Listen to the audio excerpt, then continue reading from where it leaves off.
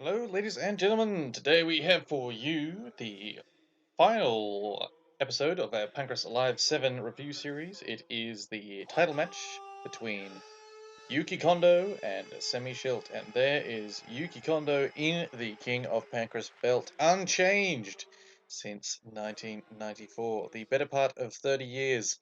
UFC belt has gone through I don't know how many designs, currently ending up with the hideous chocolate box disgusting thing, whereas the Pancrase belt is timeless. One day, the dream is to maybe one day have that on my wall, but I better get back into actually training for that to happen. Alright, so last time Yuki Kondo came out, he fought Gary the Iron Bear Myers, and that was a bit of a softball. This time he's getting the incredibly tall, incredibly dangerous Semmy Schilt. So although Semmy Schilt has been beatable in his time in Pancrase, has had a couple of losses, but he's definitely one of the more dangerous guys, especially given the fact that he is as long as the ring, so no matter where you take him down, as Yuki Kondo attempts to do here, in fact succeeds, finishing a nice double, turning the corner on it. Semmy Schilt is always within a limb's reach of the ropes. It is makes life a bit difficult if you're the submission guy. Semmy working headlock here with his freakishly strong grip, and just turns Yuki Kondo over. Very nice headlock sweep there. Probably reliant on a bit of strength, but, you know, if it works, it works. My mate, Ben the Combat Wombat Mitchell, he loved that headlock sweep from the bottom of side control. And he's like, oh no, it's all technique. But the problem is Ben the Combat Wombat Mitchell is shaped like a fridge with legs.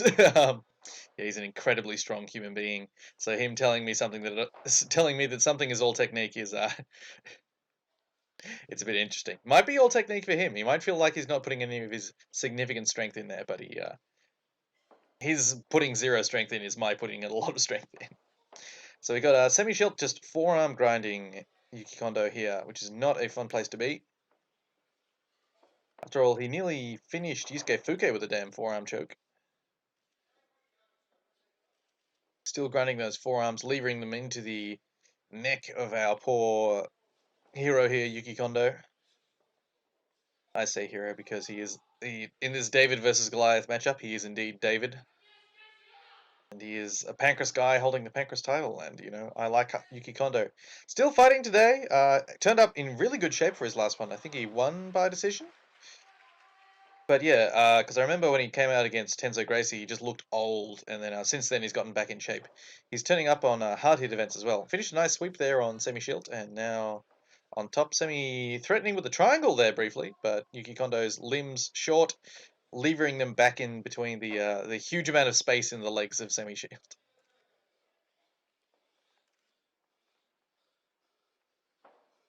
Still, he's got a hold of, got double wrist control on Yuki Kondo, and Kondo seems to be having a great deal of trouble breaking those wrist controls.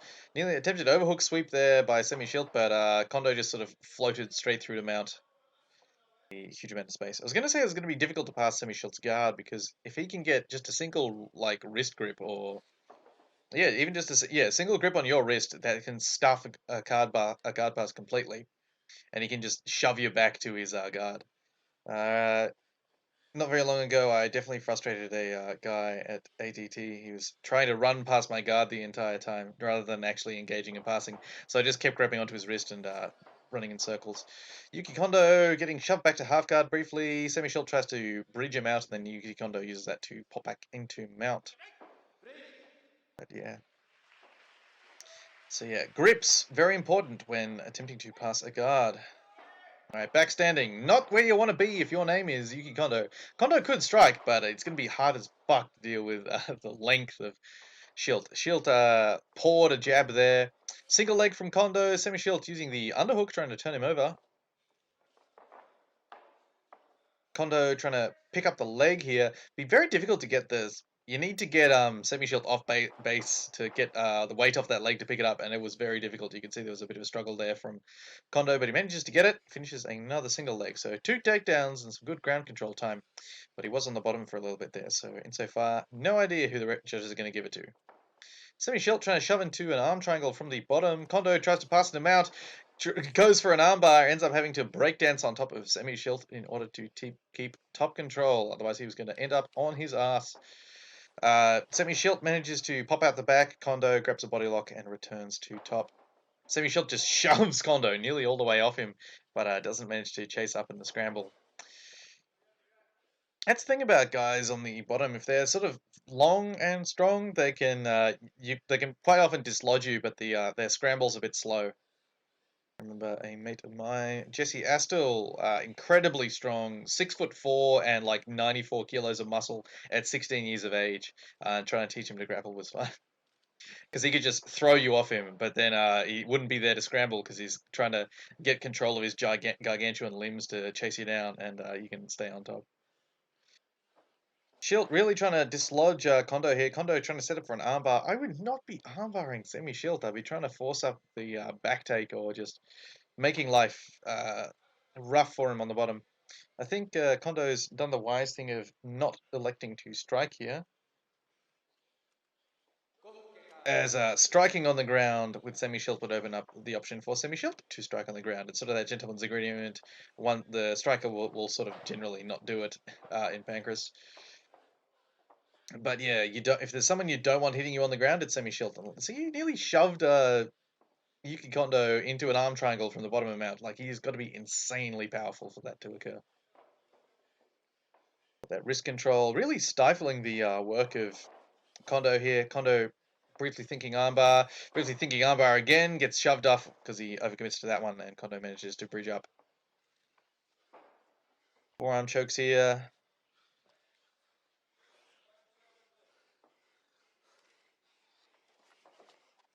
Nearly leave it into that one. Kondo nearly shoved him off, but the base of Semmy Schilt is very wide. Nearly gives up his back, manages to yank Semmy Schilt around and take top position in Semmy's guard.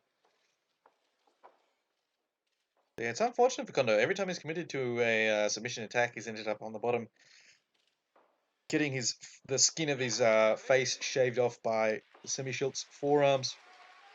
Backstanding.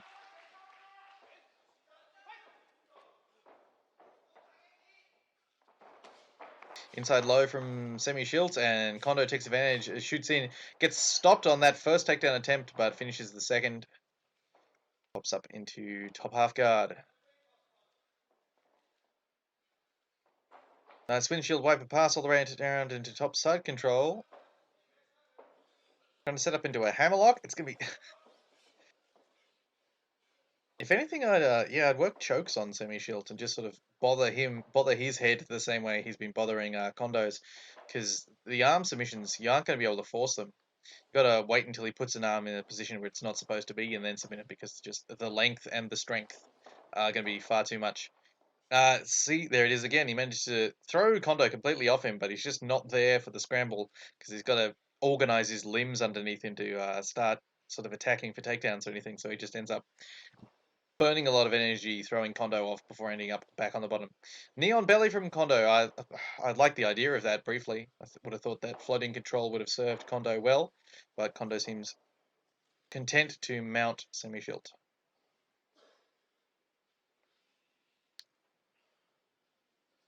Kondo picking something out of his mouth there. Might have picked up one of Semmy Schilt's body hairs, which wouldn't have been any good.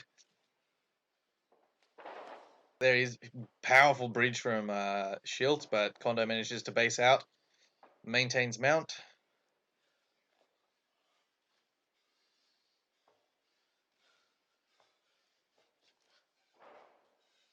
The wrist control again. Bloody Semmy Schilt's forearm muscles are the length of like my hamstring, so the amount of power that they must have is insane.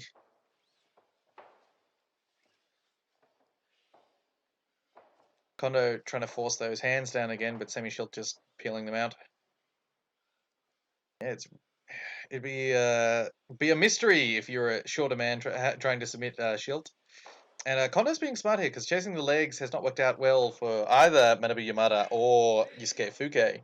He's maintaining top control, maintaining position, which is a safe way, but not a way to end up with a win. Referee Hiroto Soichi sort of telling Semmy Schilt, get a move on, you're kind of just being passive on the ground and defending.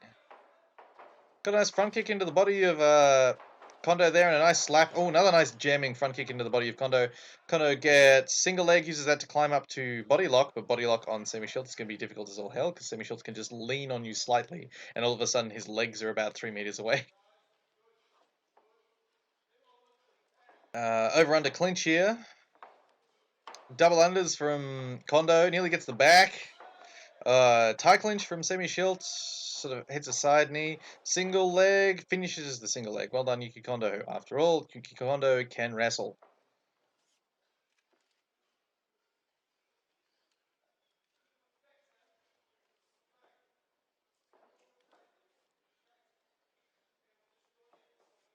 Sort of stuck here under the grip of Semmy Schilt. Semmy Schilt's got a double overhook, and yep, finally his head pops free. But Kondo was pretty stuck there. Would have been a lot of pressure on his neck. Would have been an uncomfortable place to be. Semmy Schilt trying to hammerlock Kondo from the bottom, if I can see that correctly. Yep, definitely is, but Kondo manages to pop free of that.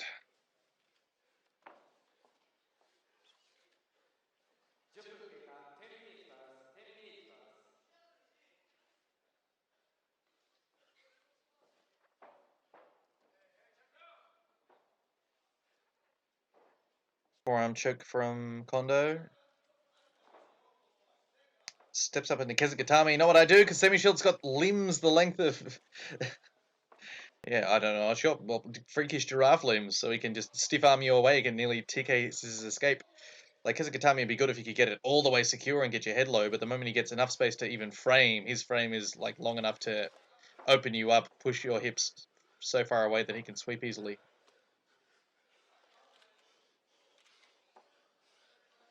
Got control of one of Semmy Schilt's arms, got it pinned to the floor briefly, but it's popped up again. Really difficult.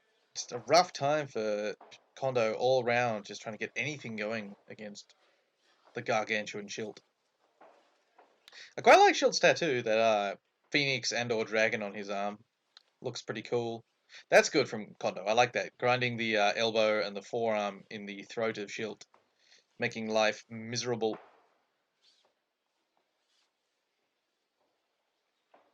After all, misery is deeply important for the top man. You need to be creating misery for the man on the bottom. Otherwise, why are you even there?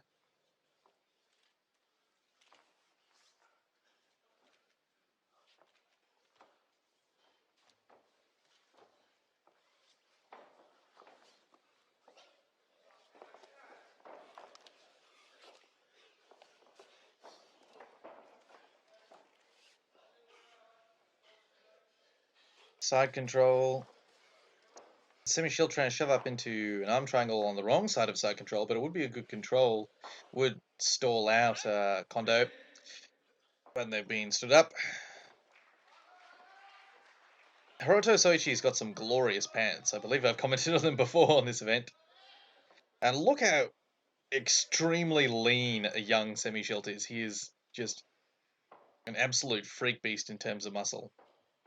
Like, he looks like if you got a UFC lightweight and then just increase the size of the character model by like 140%. Good takedown from Kondo. Caught that kick, charged in, got the takedown, and now on top in Semmy Schilt's guard. It appears to have been the story of the match, and I think it will be the story of the match for the remainder. That Semmy Schilt is just not going to be able to deal with the wrestling of Kondo.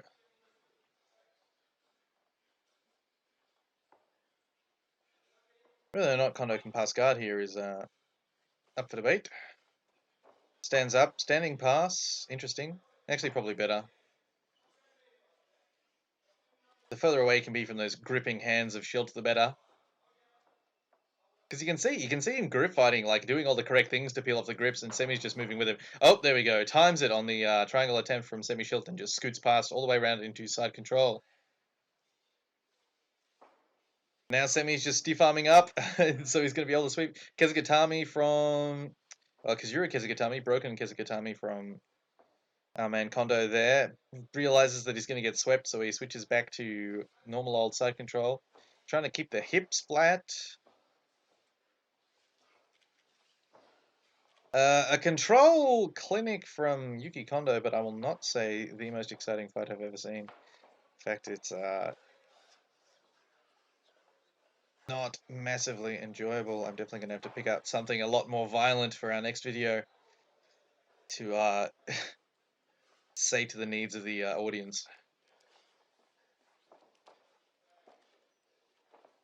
Forearm chokes here. Floating control Kondo. Yes, go to the knee on belly. Work the knee on belly. Because if he stiff arms up out of knee on belly, then the armbar's right there. Plus, you're driving the wind out of him. And Semmy Schilt did have a suspect gas tank sometimes. See, like there. See how straight the arm of Semmy Schilt was? If Kondo had committed hard to an armbar, he might have been able to get one. Oh, and just as I say that, spins on the other side for an armbar. Very nice spinning entry into the armbar, but Semmy Schilt's elbow slips free. And now Kondo has been mounted. Just crawl under the ropes, Kondo. Just crawl out. Just run away. Exploit the rules of Pancrase. Just get Semmy Schilt so entangled into the ropes that they have no option but to stand them up.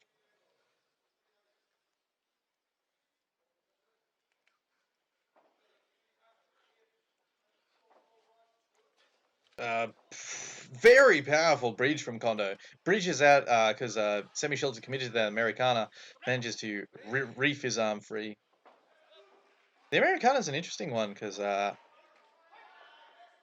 came from Japan to America as the Jiu-Jitsu lock, then went from America to Brazilian Jiu-Jitsu as a catch wrestling lock, the Americana, so named because it was done by Americans.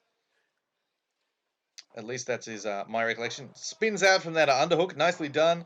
Nearly finishes the double, spins out again, goes to a fireman's carry, finishes the fireman's carry, and comes out on top and reefs himself free. Very nice chain wrestling from Yuki Kondo. Stuff I wish I could do. My chain wrestling is inside trip to outside trip, and maybe I'll do that like once in a blue moon.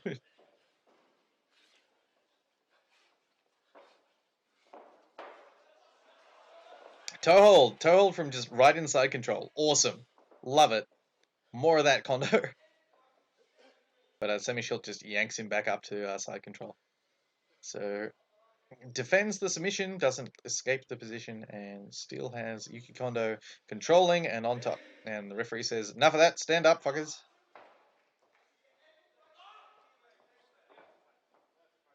Yellow card for Semmy Schilt for passivity on the ground. Yeah, fair enough. Say a bit harsh, but that has kind of been it. He's just been defending on the bottom, has been really exploding, trying to get up. Well, I like that. He has been trying to explode, but his explosion has just resulted in Yuki Kondo being thrown off and then starting again. Referee telling him no holding on the ground. Front kick, digging front kick. The kickboxing background of Semmy Schilt and future kickboxing career being shown. Digging front kicks again. Digging front kick followed by a jab. Oh, nice slips from Kondo there. Really well done. Finishes double, turns the corner on that double. Really nice dumping double, that one. How many more times can I say double in one sentence? But yeah, so Semmy Schilt's kickboxing career was...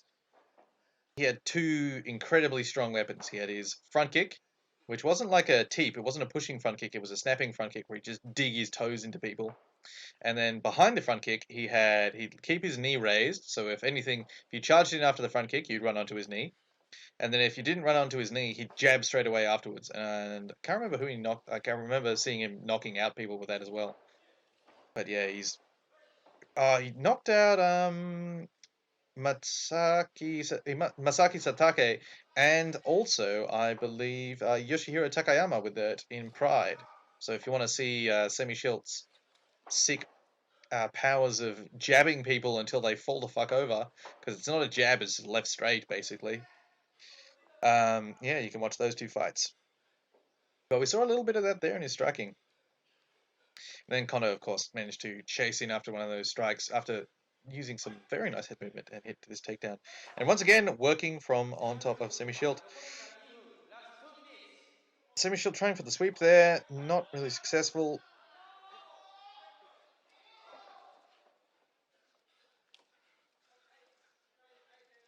Forearm choke from Kondo.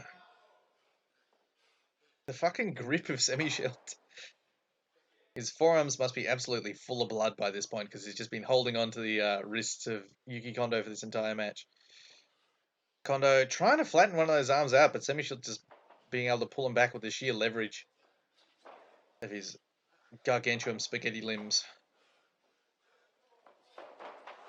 Nice leg lock entry. That was cool. Just straight jumps back into it. Going for that knee bar. I love it, Kondo. That was really cool.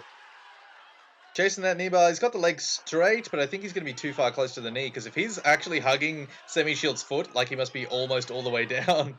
Semmy Schilt peeling apart the grips of Kondo. Yeah, I thought so. You can see how Kondo's butt is on Semmy Schilt's knee, and he's only got the length to, like, have his calf muscle. Look how long the fucking leg of Semmy Schilt is. It's almost as long as Kondo himself. Really trying for that knee bar. I love it, Kondo, but I don't know if you're going to get it. Going hard. See how his legs are straight. He's not going to be able to bridge much into the, not be able to commit much power into the bridge on the knee joint of Semmy Schilt, and that is unfortunately going to hamper his ability to finish this knee bar. Semmy going to come out on top. Yeah, comes out in mount. But they're under the ropes. Break. Last 30 seconds, I think the announcer has said. Palm strikes from Schilt, really slapping the absolute piss out of Kondo. Kondo slaps Schilt, tries to roll into a knee bar. Schilt just flattens him out. Says, no, you're on bottom now. Digs that forearm choke in, but that is the end of the match. And we could hang around and tell you wait for the judges to announce the result, but I can tell you it right here. Your man, Yuki Kondo, wins by judges' decision, courtesy of those takedowns, the top control, and that attempted knee bar. He was closer to a finish than Semmy Schilt was. Well, I hope you enjoyed that, ladies and gentlemen, that technical matchup. Technical matchup, by which I, of course, mean not massively interesting, but technically interesting. I hope you enjoyed all of Pancrase Alive 7. I will see you soon for the Neo Blood Tournament of 1997. And before I leave, I have a little announcement for you all. Hello, ladies and gentlemen. I've just popped into the end of the video to tell you that I have t-shirts available for sale. You can get them in either black and white or white and black. Just send us an email at the email address below, and we'll organize shipping out to your place. They are $10 US plus postage and handling. And if you want something customized on the back, for example, my name or your name, that'll cost you an extra $5. So I hope a couple of you pick them up, or if not, no skin off my back. Thanks very much, and I hope you tune in for the next one.